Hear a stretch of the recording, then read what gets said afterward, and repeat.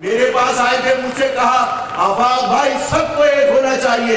میں نے کہا کہ یہ پرچم جو مہاجر پرچم ہے، کالج اور یونیورسٹی میں جب تم نے مہاجر سیاست کا آغاز کیا تھا تمہارے ہاتھ میں متحدہ کا پرچم نہیں تھا۔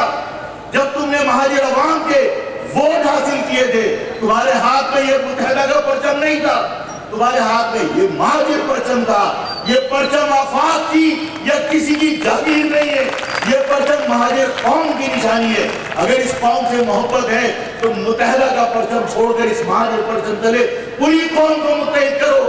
آفاق تمہاری قیادت میں کام کرنے کو تیار ہے، اس لیے کہ آفاق عہدوں کا شوقین نہیں ہے، لیکن اس پرچم کے تلے متحد ہونا ضروری ہے۔ اس مہاجر پرچم کی حرمت کو ماننا ضروری ہے۔ اس مہاجر پرچم میں جو لفظ مہاجر کی سرخی ہے وہ صرف کلر نہیں ہے، وہ صرف رنگ نہیں ہے، یہ مہاجروں کے خون کا رنگ ہے، جس کی وجہ سے یہ مہاجر پرچم قابل احترام ہے۔